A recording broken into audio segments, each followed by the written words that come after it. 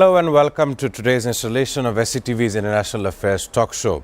I'm your host Shamsul Alam and I've been hosting this week. Before I discuss major world headlines, let me introduce you our panelists for today. We have Professor Dr. Muhammad Mahbub Ali, who is also a postdoc professor at Bangladesh University of Business and Technology, is a very valid professor at economics and also an IT expert. And alongside him, we have Professor Syed Akhtar Hussain, a computer scientist, educator, columnist and technology consultant from Bangladesh. Thank you, gentlemen, for being here today. Thank you very much.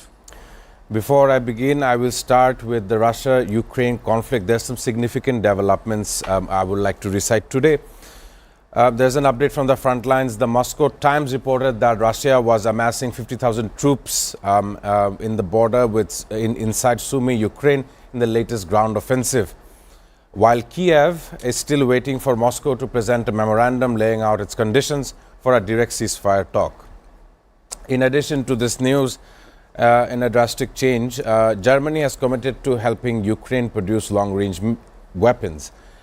Chancellor Friedrich Merz announced the plan after talks with Ukraine's President Zelensky earlier yesterday in the German capital Berlin.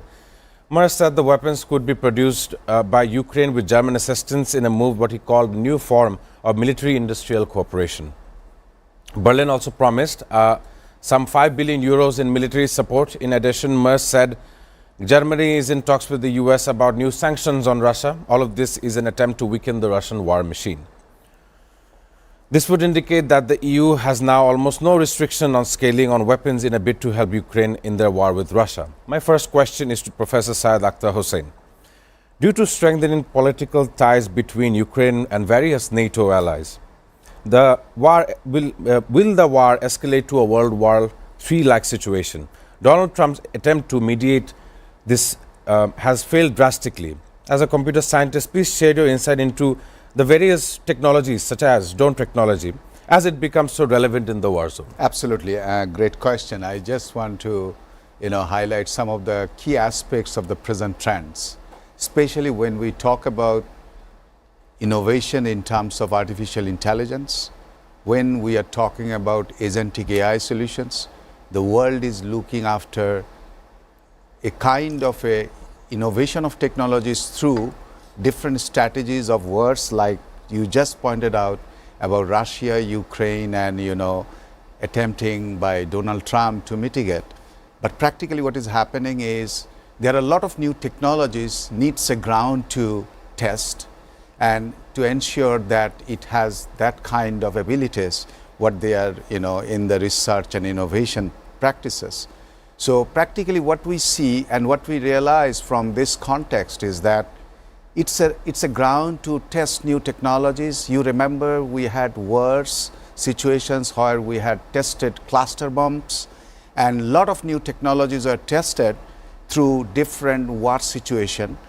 I can rest assured that we are not going to have World War III for sure, because it's all about business, it's all about technology, and you will be very amazed to know that the recent drones with AI are able to navigate itself to find out target. It's not that you program once, but it's more like the AI inside drone can navigate, can initialize the target, and this kind of technology testing is a wonderful situation created in the world by Russia and Ukraine wars, and they are actually trying to build up their own capacity in terms of new innovations, new technology. That's what my perception from the technologist point of view. And I would say one thing, that it's all about business when it comes to business, because you have to innovate new technologies, new innovations. So you need to really, take off your all old piles of technologies, sell it off. And that's what my personal feeling is, that it's creating a new ground of innovation, new ground for technology innovations, at the same time, a big business out there. Thank you so much for your highlights. Thank you, Mr. Akhtar Hussain. Definitely, you've mentioned that how technology and developments in technology is sometimes very crucial in regards to the war zone. I will definitely come back to you, but I'll give you a breaking news. The US administration pauses new student visas. The following comes after an intense standoff between Harvard and the Trump administration. The Trump administration has paused new student visas interviews, and the international students are set to attend at U.S. universities. The U.S. has sent this message to various consular sections over the globe. Amid a wider standoff with Harvard, the Trump administration revoked the university's approval for enrolling international students last week. The administration will now impose social media vetting in regards to tertiary education seekers, which is drawing criticism throughout the country. I will ask both my panelists today to comment on this matter. As established academics, are the Ivy League institutions in deep waters? Will America lose its status quo as a top provider of education on a global level? First to Mr. Mahbub Ali and then to Mr. Akhtar Hossain. Thank Please, you. Professor. Actually, this Trump administration has did a mistake, because this sort of visa sanction is not good at all for their own domestic economy. Students who go from outside the USA, they make their economy more good condition, and their impetus in the economy, sustainable economic situation is very important. Now, when there is a visa restriction, as a resultant factor, the American universities, number 1, 2, 3, Harvard, MIT, and others, Yale University, also face, Stanford also face the huge crisis of the student. As a result of that, their research and development will be squeezed out, and as a result there will be contraction in the economic scenario. Education is the first and foremost thing which accelerate the economic scenario of the USA, and we know what Gary Becker said. If you invest in human development index, then it will be, give you 20 times more and more betterment of the society. So, when you are squeezing this, as a result, US will lose their ground for to develop their economic and prosperity in the education sector, which means that it is a continuous development product. When it is not working, then there will be a biggest mistake by the Mr. Trump. Thank you, Mr. Ali. I'll add some of the things that I took out of the discussion here. Technology is definitely built around the ability to research. Notice that America doing such a thing with its internal students will definitely hamper the research initiatives they have towards this goal. I'll go to Professor Akhtar Hossain. Just to tell you, what happened on the first term of Trump. Please, I just elaborate, want to go back to a little history. It was not an issue, first of all, and it was very liberal. The visa was kind of, many of my students are in North America doing PhD with funding. But what happened on the second term? There's one very noble cause. We must say that this genocide is going on, we know, and Trump, whether he's fueling or not, but he's in favor of supporting that particular group of people who are actually completely responsible for this ongoing genocide. And the reason, you remember, we had a serious demonstration of American students, all foreign students, voice against genocide, stand beside Palestine, and that actually is the root cause of what Trump is doing. Honestly speaking, to me, if you look at the history of innovation, we remember the father of fuzzy logic, he's Lutfi Zadeh. He moved from Iran to US, and he contributed whatever innovation we see today. But being a student in MIT, he contributed to the development of America. So what we are thinking now, you may stop this, you may sanction this visa, but I surely believe that it's not going to last long. Why? Because the trend of America, we already know that most of our students who migrated, who actually had their education in US, contributed massively in the economy of US. The second point, which is very, very vital, is that how can you stop the brains innovating things? And definitely these students who are deprived, who are there even doing North American PhD, to my surprise, and even you will be surprised, that many of the fundings are shrinked because of the same good cause, same reason. So to me, very honest, this visa process, what we see now, the sanction will not continue, and I'm sure there will be some Americans who will speak about it, and this is already happening. So perhaps it's very temporary to me, honestly speaking, it's a very temporary, and hopefully soon it will revive. Thank you for raising a very good concern. One Thank thing you, I sir. want to add, Please, Mr. that is, lot of my students are coming back from USA due to this visa sanction, and that is they are not completing their degrees. But what happens when they are contributing in the US economy, their economics is bubble up, but when they are coming, their economy will go to the downstream. So it is a mismanner for the decision, and what Professor Akhtar said, that is fine. If the sanction is withdrawn, that is good. Otherwise, the condition of good in the economic arena, especially in the tertiary education, will decline because it depends on the different countries' absorption of the students and their research and development and technological innovation. When there will be no outside the country students, they cannot contribute in the research and development, and as a resultant factor, they will face huge hue and cry. Just one thing, in case of computer, Russia was good, but what Russia did, I am talking about USSR. Yes. They keep it very secret. As a resultant factor, Russia's USSR computer innovation was not actually worked.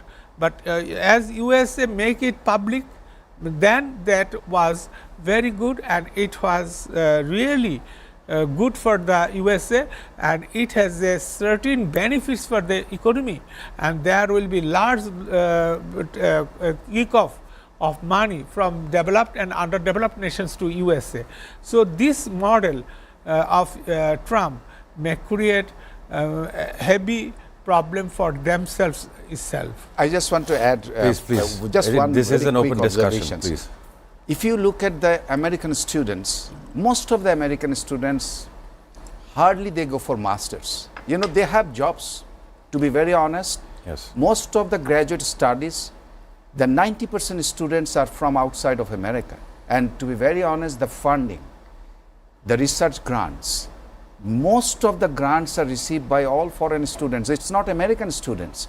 If you look at Mark Zuckerberg to other American innovators, most of them are college dropouts. But Yes. we are talking about, you know, scholars, and those scholars you really cannot afford without bringing the foreign students in the country. Yeah, thank you. Thank you. One point, Please. Professor Akhtar bhai really good point, raised a good point.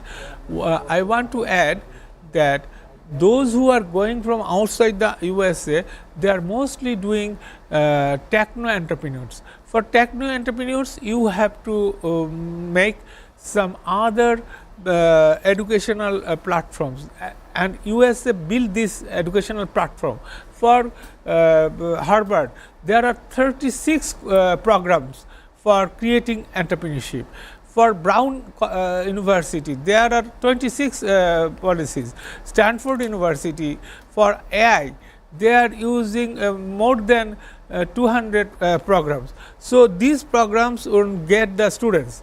So one thing I can suggest, that meanwhile they can do one thing, they can suggest this model for going online training, though I do not believe that online training will actually support fully physical education system, but they must come out with some solutions, American universities, to keep them in quality education systems, number one. otherwise they will be diminished their education program. Charamal, thank you for your insight, both of your insights on this matter. I picked out an issue regarding the student issue.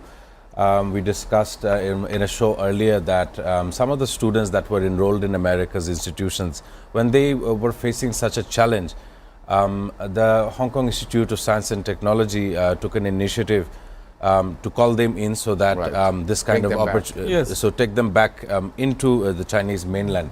And over the past 5 months, we've seen how retaliatory America and China has been. They both have had reciprocal tariff issues, one of the highest in the whole world, 145%. 145%. That is very abnormal. That is almost like an embargo of import items. It's not believable in the context of business. It's quite retaliatory would be word to it would be undermining the entire issue.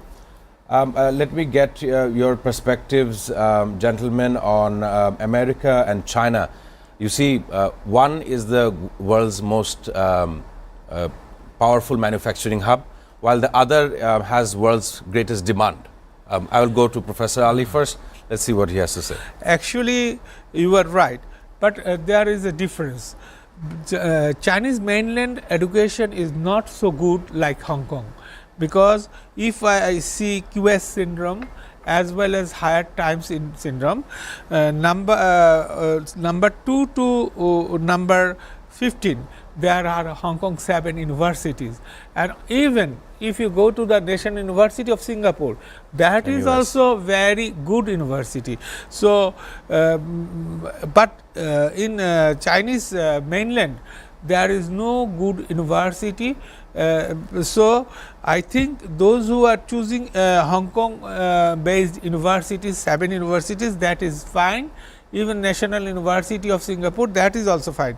But if they choose Chinese mainland universities, their culture, their diversity and their educational quality is not at par of USA. But Hong Kong universities mostly prepared by the Stanford professors, and from MIT and also Harvard professors are working there. And I so far I know as a quality assurance professional that their education stream is at par of USA. So, that is good if students select Hong Kong or National University of Singapore. But if they go to the Chinese mainland, and they will their output won't be at par of USA, and as a result our knowledge based education will be squeezed out. Thank you, Mr. Ali. I just want to, I have a different perception. Please. Just to share with you is, if you ask this question that which country produce highest number of PhDs in the world, it is China. And you will be surprised to see and hear this number is more than 3,000 plus PhDs per year. You will be very surprised if today what happens if China calls back all their professors from US. The US education will be half, even maybe it is less than half. To your surprise, let me tell you, most of the tech companies in US is run by Chinese students. Yes, it's true. And to be very honest, if you talk about the competitive programming contest, which is very well known in the world, last 46 years, today main contestants from all top Ivy universities in US are Chinese students. Their coaches are Chinese, the professors are Chinese. So we cannot even think China and US in comparison of education. The education quality, the university name is Harvard, but the professor is Chinese who is actually driving the entire initiative. So you can understand that the knowledge economy stand of China is not comparable even to US. It's much, much higher. Even, what happened during, at a certain time when there was a corona outbreak and, there was a hue and cry, a nation like China was totally independent of any country for their own export-import business. And their business was completely untapped, untouched because of these corona outbreaks. So what you see in terms of China and US, the manufacturing of China will, will invade the entire planet, I must tell you, because we are looking at a model whereby we produce things at home at much lower cost. So naturally what happens, the embargo, you have observed carefully, this embargo against China could do nothing because they stopped certain business with Boeing and other top manufacturers of US, and they are in a big trouble in terms of their tariffs and trades. So I think this comparison is a very uneven comparison in terms of China and US.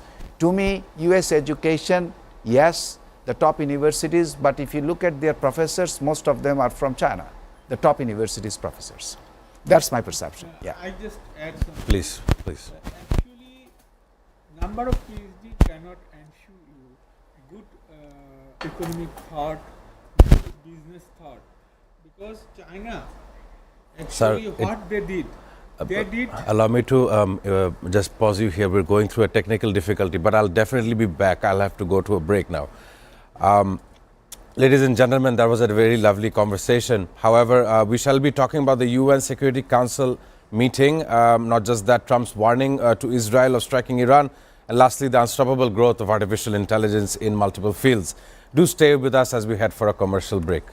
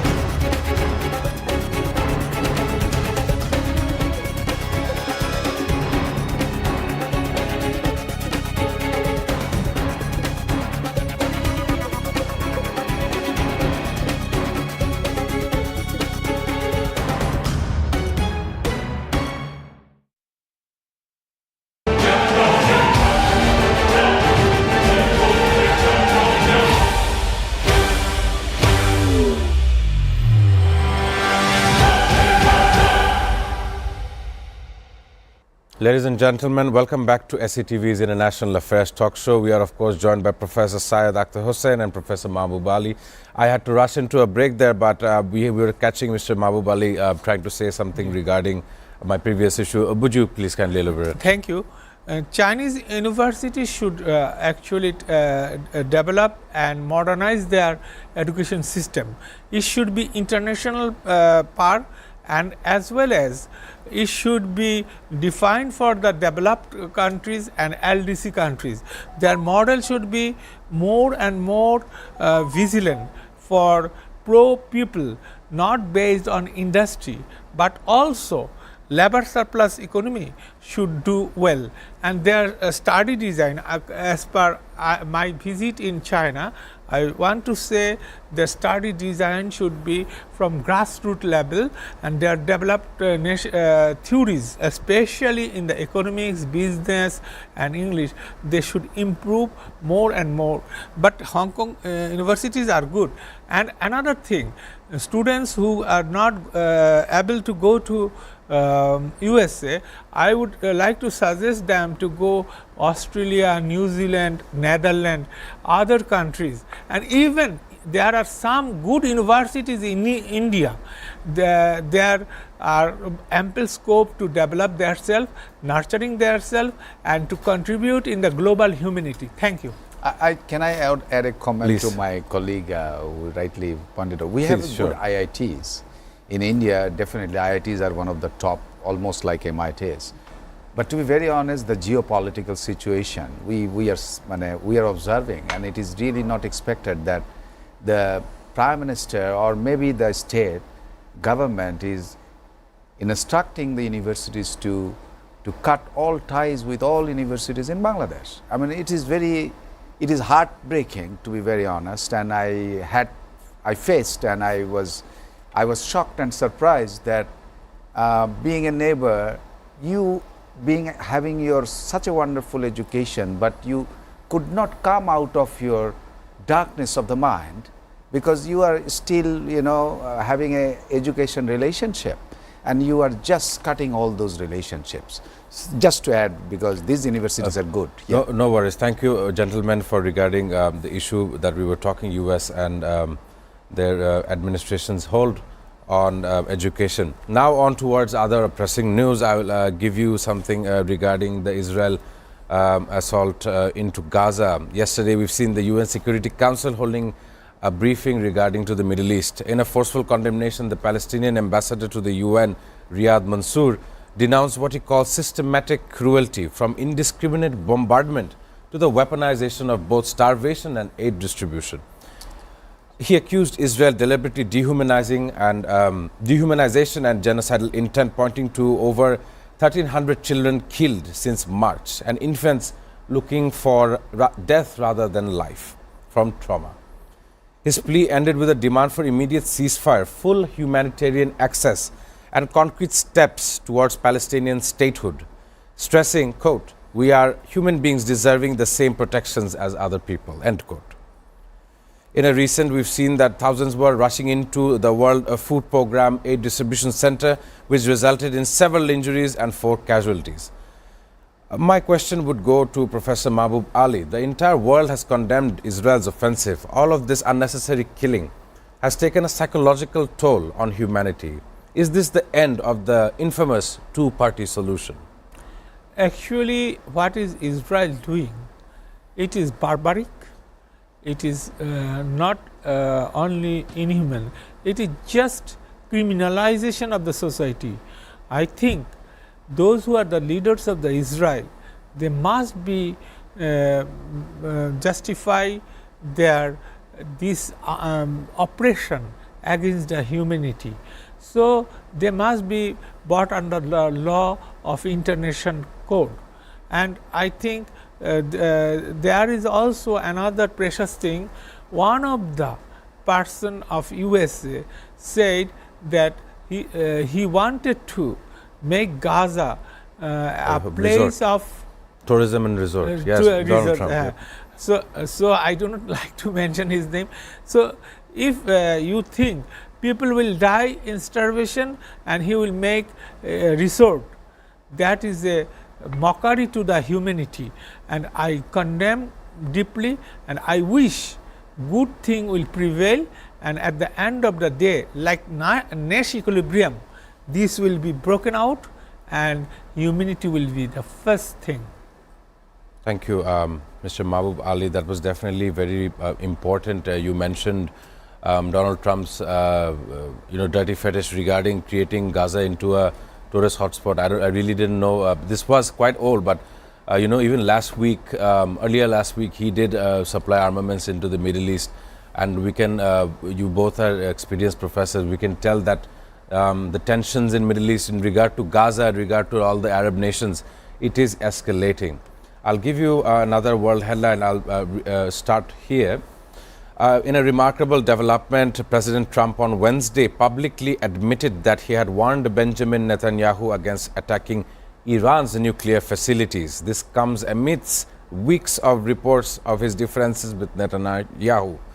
Trump had bypassed Netanyahu on the Houthis, Gaza and Iran talks, triggering speculation that all was not well between the US and Israel. My question to Professor Syed Akhtar Hussain: Israel does see this as a sensitive situation persisting between US and Iran. As you know, they were talking about absolutely the uranium deals. enrichment. Yes, absolutely. Israel and Iran has exchanged hostility even back recently in 2024. Do you think the current Israeli government has lost purpose in terms of world affairs, especially with the backdrop of their gruesome attack into Gaza? Honestly speaking, if you look at the geographical locations of these particular states, Libya starts with Gaza and Iran borders, Syria. It's the entire geographical region is highly vulnerable, and the reason why Trump is so much into stopping, because his long vision is to transform Gaza into an entertainment city, entertainment state. And to be very honest, the sensitivity of Iran's nuclear capabilities is very well known to the particular region. So no one, absolutely including Trump, he is also thinking how to stop Israel to escalate this further, and bring a kind of understanding between them, so that the war is not going to be stopped. I just want to tell you that the Gaza absolutely will be vanished, and it's already demolished. The entire Gaza is 54,000 casualties. 4,000 casualties, entirely demolished, and is almost in the process of further.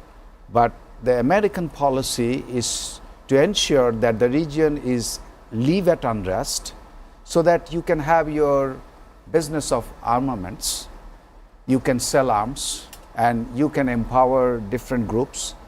And so that, what happens as a result, at the end of the day, you really need to control this particular region for your future very uplifting business. So what I see as a whole is that nuclear, especially uranium enrichment of Iran, is a very strong word in the midst of this chaos. Yes. And I hope the Arab nations, one thing we have observed very coldly, that Arab nations is quiet. Every nation, they are not even into raising voice against this. UN Security Council, you rightly pointed out, is just like a completely useless organization now. People has hardly any confidence on UN Security Council. And there are multiple debates we have seen. So what I see finally is that it's all about a business deal, long cherished business deal of United States. That's my conclusion. Thank you. Just a minute. Mr. Ali, yes. Actually, before using the Gaza as an entertainment place, they must do the cost-benefit analysis. Once they are doing the crime, they are committing mistakes, and at the end of the day, they are doing it at the dead bodies of the Gaza people. And they must have cost-benefit analysis, whether it is feasible for entertainment. One thing I want to add, once upon a time, Mexico Finance Minister Papescu wanted to convert his country as a tourist spot like Thailand, but it was mismanaged and the Mexico as a resultant factor become hyperinflation. So, when they are going to make the Gaza entertainment center, the place is not so good to become entertainment center.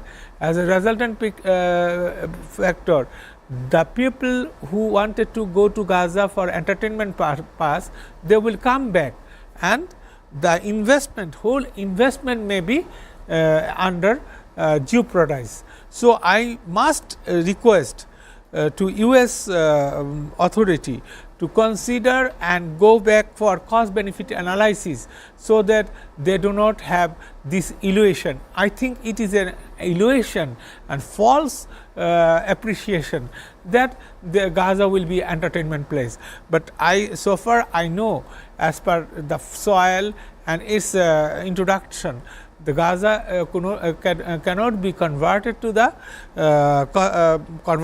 entertainment place. This should be considered by the USA authority urgently. Thank you, Mr. Ali. Definitely, that was a very crucial take regarding the Israel-Gaza issue. I just want to add a little observation, because we are very fortunate that we met the ambassador of Palestine here in Dhaka, and he visited us in the university at Daffodil International University. You will be very surprised, perhaps you know this, that they are trying to save their girls, and we almost have now 50 students from Palestine. The girls are studying at the university, and different universities, they had a signed agreement at free of cost. These girls are coming, and they are waiting for the visa process because of the state is so much of chaos. Many of the Israel women's are now begging in Malaysia and many other countries. So, this is a situation whereby we are really looking at even further, what is going on. Most definitely the greatest humanitarian crisis ever the world has seen. The world has ever seen. And Asian University of Women is also doing some good things. Thank you, gentlemen. We were talking about technology quite and let's look into our last topic is definitely regarding artificial intelligence. According to the Economic Times, NVIDIA reports record-breaking $44 billion revenue as AI chip demand skyrockets despite China's export ban. This comes in as the world-leading maker of AI semiconductors blew past Wall Street expectations on Wednesday, reporting record-breaking revenue in data center sales that underscored the insatiable global demand for artificial intelligence infrastructure. Now, we know that artificial intelligence does signify into various scholarly fields and commercial markets. I'll give you some of the examples I have picked on. In medical fields and healthcare, we see developments in drug discovery. For example, AI platforms like Atomwise rapidly screening millions of compounds to find better drug alternatives. And in another, economics and finance, by establishing market prediction models. AI models analyze vast market data for stock predictions. We have an example, JP Morgan is a very infamous bank or banking system, and they have a model called LOXM, and also BlackRock's Aladdin. Not only so, in environmental science, by climate modeling, AI helps improve accuracy of long-range weather forecasting, for example, IBM's The Weather Company. Of course, autonomous vehicles and entertainment industries are only the tip of the iceberg here. My last question, we definitely talk about AI, will definitely go to both of my panelists. How do you see artificial intelligence? What kind of ethical and social concerns are there? In your individual opinion, I will go to Professor Mahbub Ali first, then to Akhtar Hussain. Sir. That's my expertise. I am working on. Actually, AI is a very good thing. I wanted that AI will help our circular economy and green economy as well as sustainable development. Without AI, nowadays we cannot actually think about the development process. Environmental hazards, risk management, everywhere we are using AI. So, in Bangladesh, the more use of AI will be better for the creation of employment as well as the sustainable development of the country. And one point I just add that in Bangladesh for electricity purpose we should go for hydrogen. Without hydrogen we cannot develop our electricity deficit.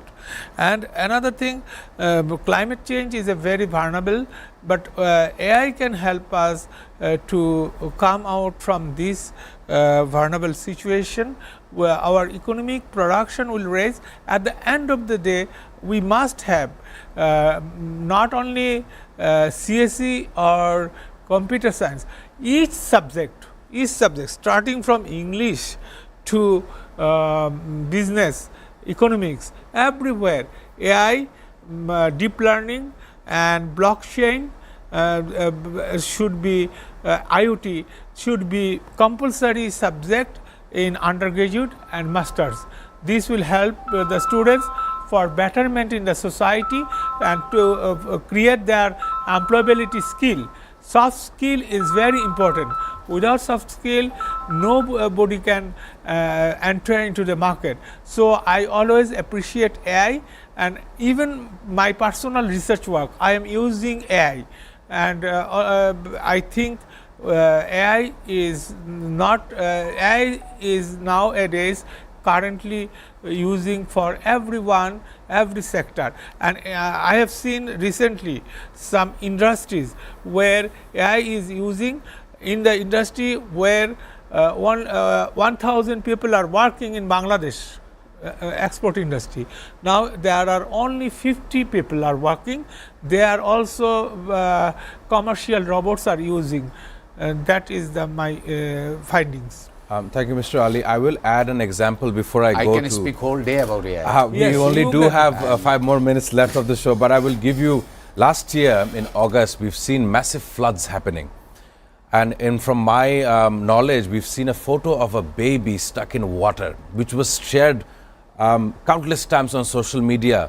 After about 24 hours, we come to know that was an AI created image. As I was saying about the social and ethical concerns, Right. Professor Let Akhtar me Hussain, add to please. this. We are in a journey whereby suddenly you see that the processes are automated, the decisions are taken by the machine, and certain decisions not causing really beneficial to the mankind. So there is a question of ethics coming in. Today we only advocate on ethical use of AI. You will be very happy to know that Daffodil, we formed our first AI policy guideline in Bangladesh, and we are still in the test bed of ensuring that classroom uses of AI, teachers are using AI, but it's in more ethical, more acceptable form for the entire education ecosystem. So to be very honest, if you talk about ethical use of AI and use of AI, the difference is certain guideline and principles to be followed while you are actually applying a certain condition. For example, disease discovery, or if you are talking about especially medicine discovery.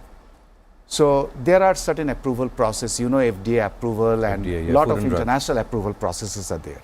But all this approval process requires automation using AI. Why? Because you generate certain output which is interpreted by human, machine is generating an output which is interpreted by human.